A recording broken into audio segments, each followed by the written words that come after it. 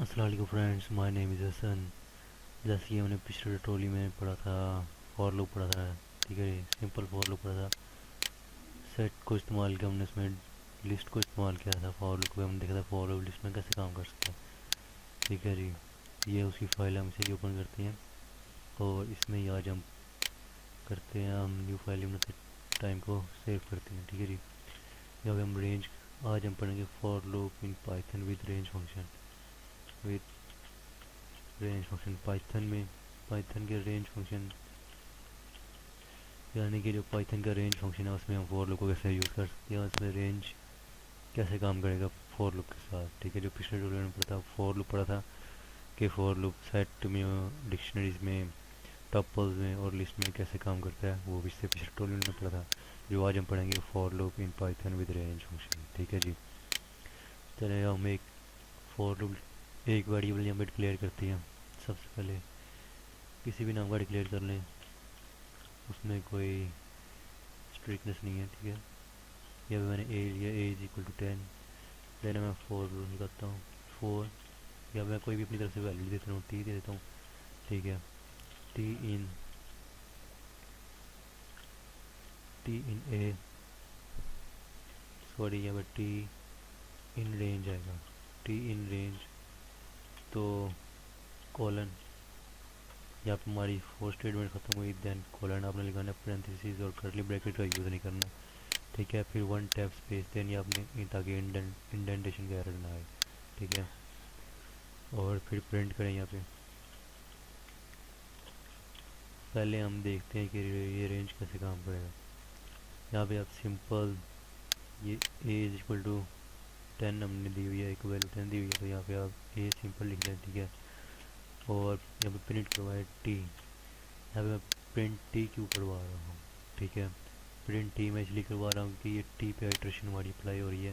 ये line by line से show करेगा कि ये शो करेगा 10 में कितने नंबर्स आ रहे हैं, और ये नंबर 0 से स्टार्ट हो रहे होंगे। ठीक है जी, तो हम कमांड प्रोमोट अपना ओपन करते हैं और यहाँ पे टाइप करते हैं पाइथन। देन जो हमारी फाइल थी फॉर लूप की, हम उसे ड्रैग एंड ड्रॉप करते हैं यहाँ पे।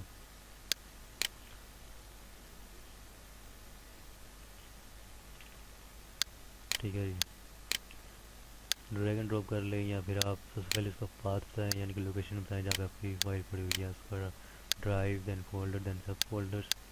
ठीक है, आज जो हमने डायरेक्ट फॉर लूप में काम किया, इनकी जो हमारी पुरानी वाली फाइल थी हमने इसमें काम किया। अगर आपको ये चीज़ समझ नहीं आ रही कि हमने ये फॉर लूप नोट पैड में ये पाइथन का फंक्शन कैसे लिख लिया, कोड कैसे बंद कर लिया हमने पाइथन का, नोट पैड में हमने कोडिंग की है, तो ये पाइथन में किस तरह कमांड पर मोड में कैसे रन कर रहे हैं, तो आप पिछला ट्यूटोरियल देख सकते हैं जिससे हमने कमांड पर मोड के अंदर, कमांड पर मोड में पाइथन को इंस्टॉल किया था, कमांड पर मोड में पाइथन को इंस्टॉल किया था। ठीक है जी, आप पिछला ट्यूटोरियल देख सकते हैं हमारा, जो how to install Python in command पर मोड। ठीक है, तो हम सिंपल अब इसे रन करते हैं। अब हमने सबसे पहले टाइप किया पाइथन, जो कि अब पहले से इंस्टॉल है, इसका इंटरप्रेटर। ठीक है जी, और देन मैंने इसका पाथ दिया है, यानी कि ड्रैग एंड ड्रॉप किया, यहाँ पे पाथ दे लें या ड्रैग एंड ड्रॉप कर लें, दोनों सेम ही है।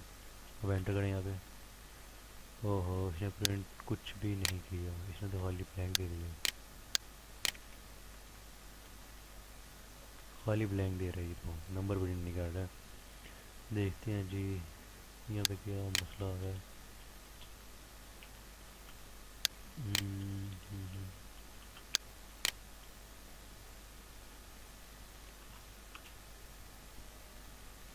टी को उसे प्रिंट करना चाहिए था, लेकिन ये देखे जिसने ए प्रिंट कर लिया, ये ए की वैल्यू 10 थी, इसलिए उसने इसे 10 टाइम प्रिंट कर दिया। सिर्फ 10 को ही प्रिंट किया, 10 टाइम, लेकिन हम प्रिंट टी करवा रहे हैं क्योंकि वो पता है कि इसकी वैल्यूज कितनी और आइट्रेशन कैसी हो रही है।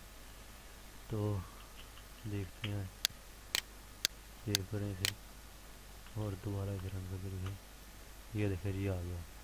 पहले कोई अनोखा इशू आ रहा था जो कि वैल्यूज़ ही नहीं शो हो रही, यहाँ पे देखे ना ज़रा। चलो कोई नहीं, उसने नीचे शो कर दी ये वैल्यूज़, प्रिंट टी किया था हमने। ठीक है, ये टी भी हमारी आइट्रेशन अप्लाई हो रही है। ए इज इक्वल टू हमारा 10 था। ठीक है, ये आइट्रेशन स्टार्ट हुई है 0 से, उसने 0 टू ऑन वार काउंट करना शुरू किया कि 10 तक हो गया है। ठीक है, 0 1 2 3, ये 10 वैल्यूज़ हैं। ठीक है जी, और जिसमें वो 0 से स्टार्ट हो रहा है और 9 पे एंड कर रहा है। ये हमारी आइटरेशन कैसे अप्लाई हो रही है, टी पे अप्लाई हो रही है, जिसमें हमने रेंज दी हुई है इसकी ए रेंज दी हुई है हमने, और ए में हमने 10 ए को हमने साइन किया हुआ 10, यानी कि ए में 10 वैल्यूज़ हैं इस वक्त रेंज के अंदर, ए में 10 वैल्यूज़ हैं। अगर वो दिखेगा 4T इन रेंज ए, सबसे पहले आपने प्रिंट किया यहाँ पर करवाया टी, ये देखिए आपने प्रिंट टी करवाया, अब वो 4 देखिएगा 4T इन रेंज ए। अब वो कह रहा है टी देखो कि रेंज ए में है, उसने ए की वैल्यू में 10 है, वो आया उसने सबसे पहले टी की सबसे पहली वैल्यू पिक की 0, तो आइट्रेशन स्टार्ट होगी 0 से, वो आइट्रेशन हमेशा 0 से स्टार्ट होगी, ठीक है ना। उसने 0 प्रिंट कर दी यहाँ पर आ गया। अब फिर वो ऊपर गया, उसने देखा यहाँ पर 10 है, वो यहाँ पे अब वो 1 हो गया, 1 से उसने नीचे उसने प्रिंट कर दिया 1, फिर यहाँ पे 2 हुआ, फिर यहाँ पे आगे उसने 2 प्रिंट कर दिया। देन वो जब तक यहाँ पे 10 इक्वल नहीं आ जाता, टी में हमारा 10 इक्वल नहीं आ जाता, यानी कि 10 से लेस देन वैल्यू नहीं आ जाती है, जो कि हमारी 9 है, तब तक वो ये ऑन वर्ड यूँ ही प्रिंट करता रहेगा, ठीक है। ये तो हो गया हम कैसे वेरिएबल डिक्लेयर करें और उसमें वैल्यू साइन करें और हम प्रिंट करवाएं रेंज फंक्शन के ज़रिए, ठीक है ना, प्रिंटिंग करवाएं रेंज फंक्शन के ज़रिए। लेकिन हम कुछ इस तरह करते हैं, इसे रिमूव करते हैं यहाँ से, ठीक है, और टी को लिखा रहने देते हैं, और यहाँ पे हम चाहते हैं कि हम सिर्फ रेंज में काम करें, कोई हम वेरिएबल डिक्लेयर ना करें। तो उसका सबसे पहला जो आर्ग्यूमेंट यानी कि जो पैरामीटर होगा, जो सबसे पहली आइटम या वैल्यू होगी, वो होगी यहाँ पे 0, ठीक है। यानी कि आप जो सबसे पहले वैल्यू दे रही हैं वो आप इनिशियलाइजिंग करवा रहे हैं। सबसे पहला स्टेप आप रेंज में जो करेंगे वो इनिशियलाइजिंग होगा, कि आप वेरिएबल को वैल्यू साइन करें। मैंने इस बार टी को वैल्यू साइन कर दी 0, कि वो 0 से स्टार्ट होगा, ठीक है ना। ये आपने इनिशियलाइजिंग करवाई है, फर्स्ट आर्ग्यूमेंट उन्होंने इनिशियलाइजिंग करवा ली, यानी कि फर्स्ट पैरामीटर में। सेकंड पैरामीटर में आप उसकी रेंज देंगे, मैं उसकी रेंज देता हूँ यहाँ पे 10 दे दें या 20 दे दें, जितनी देना चाहते हैं आप दे दें। ये जो सेकंड पैरामीटर या सेकंड रेंज होगी, जो वो आपकी होगी, क्या कहते हैं, रेंज होगी, जो सेकंड पैरामीटर होगा वो आपका रेंज होगा, ठीक है। देन आप प्रिंट करवा लें टी। अब ये टी क्या प्रिंट करेगा, ये 20 जो 20 हमारा इनिशियलाइजिंग पहले 0 से हमने किया, टी को इनिशियलाइज कर लिया 0 से, और हमने किया उसकी रेंज 20 हुई, यानी कि वो टी को स्टार्ट करेगा वो 0 से और 20 तक वो लेके जाएगा, ठीक है। यानी कि वो 90 तक आइटम्स 20 में जितने भी नंबर्स हो गए वो प्रिंट कर देगा, लेकिन 20 से लेस करेगा 90 तक करेगा, एक नंबर प्रिंट नहीं करेगा, क्योंकि आइट्रेशन 0 से स्टार्ट होती है। तो हम यहाँ पे करते हैं वही चीज़, और इसे सेव तो कर लें, सेव करें इसे, तनिया पड़ा है और प्रिंट करें। ये देखिए जी, उसने प्रिंट कर दिया 0 1 2 3 5 6 7 8 9 10 ऑन वर, उसने 90 तक आइटम्स प्रिंट कर दिए जो कि 0 से स्टार्ट हुई हैं। ये है 20 ही, अगर आप देखें तो ये 20 ही है, कि वो 0 से आइटम स्टार्ट हो रही है, इसलिए वो 20 ही, हम इसे 20 ही काउंट करेंगे। आइट्रेशन हमारी 0 से स्टार्ट हो रही है, जैसे हम लिस्ट में पहला आइटम 0 होता था, इसी तरह आइट्रेशन भी हमारी 0 से स्टार्ट हो रही है। ये देखें आइट्रेशन हमारी 0 से स्टार्ट हुई है, क्योंकि मैंने 0 को से इनिशियलाइजिंग करवाई थी 0 से। अगर मैं यहाँ पे 1 भी कर दूँगा तब भी आइट्रेशन 0 से ही स्टार्ट होगी। मेरे यहाँ पे टी को इनिशियलाइज में 1 से करूँ तो वो 1 से स्टार्ट नहीं होगा, वो 0 से ही काउंट करेगा, ठीक है जी। आप ये भी करके देख लेते हैं यहाँ पर, ये देखें जी, उसने 0 से ही काउंट किया है, जो कि लेकिन हमने इनिशियलाइजिंग 1 से करवाई थी, इसलिए उसने 1 से प्रिंट करना शुरू किया, 90 तक गया। अब आप देख रहे होंगे यहाँ पे आइटम्स तो 19 ही है, वैल्यूज टोटल 19 है, लेकिन ये 20 काउंट नहीं कर सकते हम, ये 19 है। लेकिन आप अगर 0 ही यहाँ पे इनिशियलाइज करवाएं तो आपको पता चलेगा कि पाइथन में जो आइट्रेशन हो रही है वो 0 से स्टार्ट होती है, आप 2 कर दें या 5 कर दें, आइट्रेशन स्टार्ट 0 से ही होनी है, उसने 0 से काउंट करना शुरू करना है आइटम्स, ठीक है जी।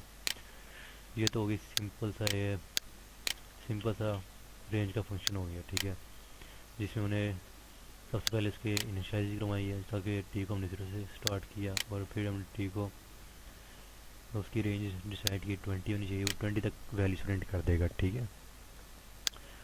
उसने 20 तक वैल्यूज प्रिंट कर दी, ठीक है।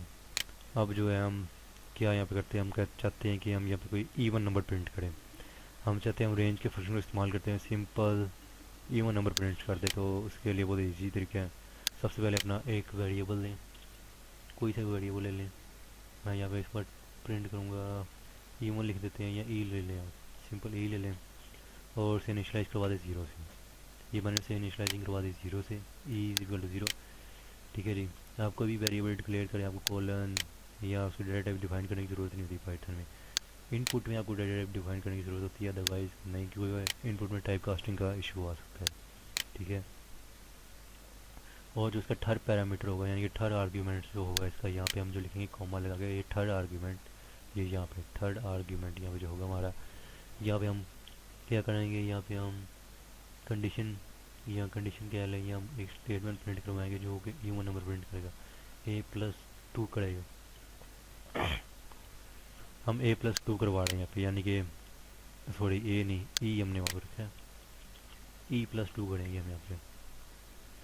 ई को हमने इनिशलाइज करा 0 से, और यहाँ पे हमने ई को कर दिया E+2। वो सबसे पहले चेक करेगा फॉर टी इन रेंज, अगर टी रेंज में होगा तो रेंज हमसे कितनी है, 20 है, 20 उसकी रेंज है, वो 20 तक जाएगा। ठीक है जी।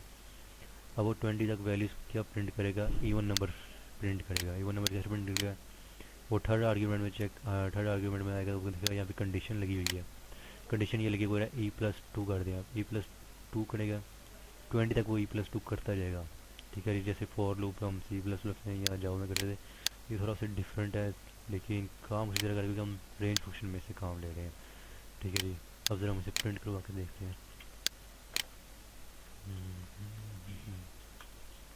ये देखिए जी, उसने सिंपल हम हमारे सामने इवन नंबर प्रिंट कर दिया, ये इवन प्रिंट कर दी उसने हमारे पास।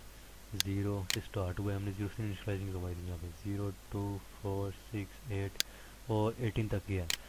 उसने यहाँ पर 20 क्यों नहीं प्रिंट किया, क्योंकि 20 को उसने देखा 20 उसकी रेंज में जैसे ही आया, उसने 20 से लेस वैल्यू प्रिंट किया, ताकि 20 को प्रिंट किया। टोटल वैल्यूज यहाँ पे देख लेते हैं, हम काउंट कर देखते हैं, 1 2 3 4 5 6 7 8 9 10 वैल्यूज है। ठीक है जी।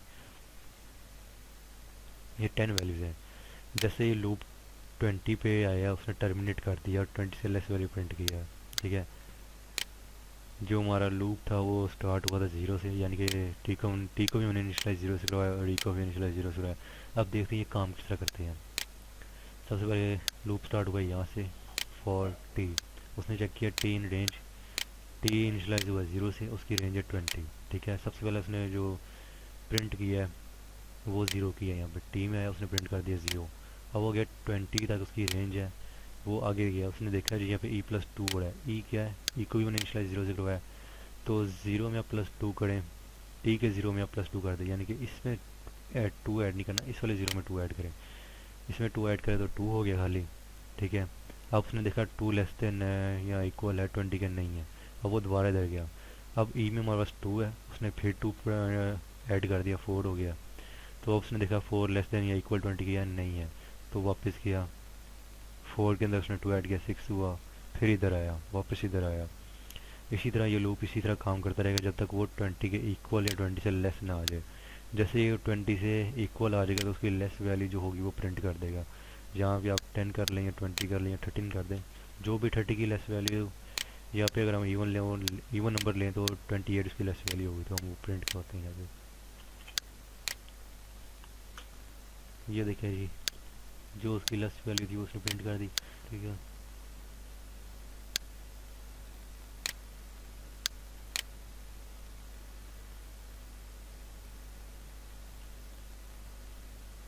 अगर हम ई को, जैसे हमने 30 के साथ प्रिंट करवाया, इसी तरह हम ई को 20 के साथ प्रिंट करवाएं, और फिर हम ई प्रिंट करें, तो देखते हैं अब 20 वाली प्रिंट होती है या नहीं हो रही है। और अब हम ई भी प्रिंट करवाते हैं एक साथ, ये 0 0 वाले की ई के साथ ई की वैल्यू 0 थी, तो उसने 0 0 प्रिंट कर दी है। कितने टाइम प्रिंट किया, 15 टाइम प्रिंट कर दी है। ठीक है। जो इससे अगला ट्यूटोरियल होगा हम जो हम इसे अगले ट्यूटोरियल में काम करेंगे। ठीक है जी।